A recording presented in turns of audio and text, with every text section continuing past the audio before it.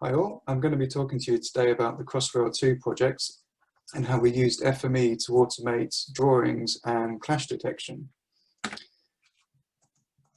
My name's Owen Powell and I'm a senior GIS consultant for Arup, based in the Midlands in the UK. Arup is an independent firm of engineers, designers and consultants, and we're often working on major infrastructure projects either involved in the engineering design or the environmental impact assessment and general consulting projects. So to set the scene for Crossrail 2, London's population is growing rapidly.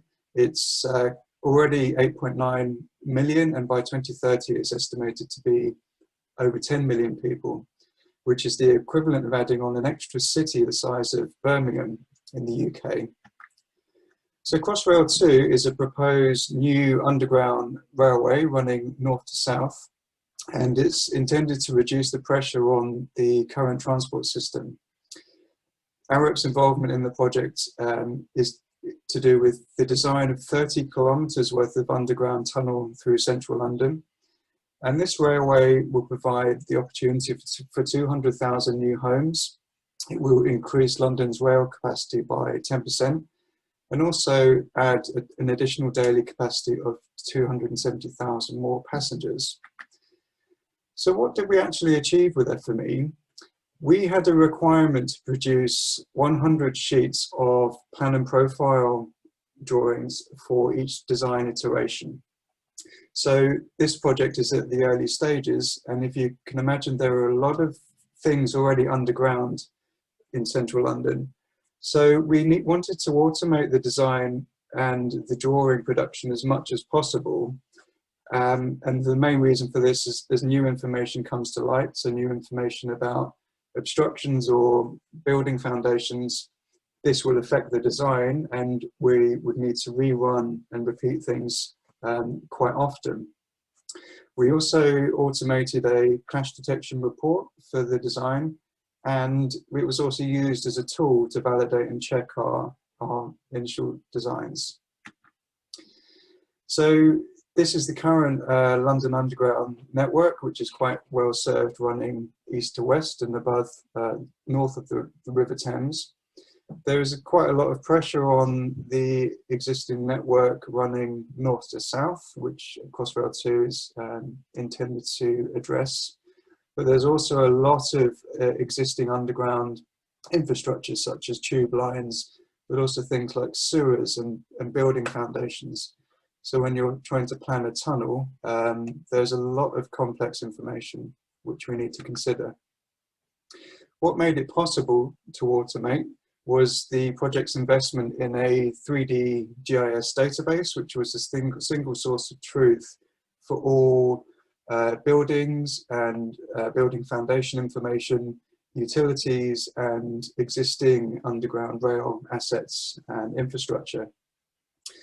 The key to the success of being able to do this was also the project's investment in 3D modelling of underground obstructions, but also things like the geology, as well as the proposed station design models and the rail alignment. So what we actually did was a workflow using FME, taking data from a 3D Postgres database called the Asset Portal. And we ended up writing out 2 MicroStation DGN files, CAD files, as well as an Excel report for the clash detection. So I'm going to talk you through how we produced primarily the profile or the cross-section elements of the drawings. And for all of the 30 kilometres of tunnel section, we produced 100 sheets which comprised of 600-metre long sections.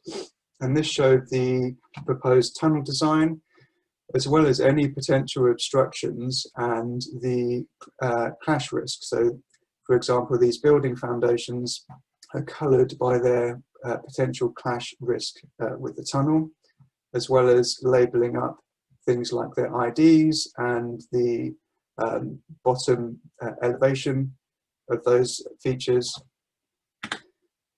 So pretty much everything you can see here was produced using FME. And because we were reading from a database, we were able to label up things like asset IDs and, for example, with the buildings, how many stories they were. We were also taking a slice through the 3D geometry and plotting those and redrawing those in profile or in section. So we sliced through existing underground tube lines and sewers and that sort of thing, as well as the geology, the different geology layers underground. So as well as plotting those features in profile, we also at the same time produced a plan element of the drawing. So this is just those sections of underground obstructions, and each segment basically is where the proposed tunnel is either above or below it, and those sections were also coloured and labelled up with their possible clash risk. So how was this possible? There are a lot of really useful transformers in FME, but the majority of them in this exercise were using the linear referencing transformers. So things like being able to generate measures as well as extract them. Other transformers were used for things like the snipper and the chopper to divide up the line and replot it in different ways. So linear referencing provides a really useful set of tools for railway and highway projects. So if you are plotting existing assets like underground obstructions, you can use linear referencing to add a set of measures to a line, which will tell you not only the X, Y, and Z of each vertex, but any numerical value, such as the distance along the line from the start, or say if it were a road, this could be the speed limit or the number of accidents at that location. So we used transformers in FME to do with generating measures and chopping the line. And this was all possible because we had data against the proposed alignment in a database, which told us what the section was, whether it was the northbound or the southbound line, what the start and end chainage, which is the distance from the start of the railway is, and crucially, in order to plot these features in the output DGN files, the X and Y origin of where the space of these elements should go in the output. Now, each one of the sheets was a 600-meter section. So we used the snipper to chop up the alignment, and then an offsetter to shift and bump along each section into the right space. So there was basically a 600 meters long section with 200 meters gap in between. And if you can imagine in the output CAD model, each sheet was basically stretching along in series, one after another. So the offsetter was pretty crucial in making sure that the output was properly spaced and positioned. So this is one of the FME workspaces that we created to automate the drawing production as well as the clash detection.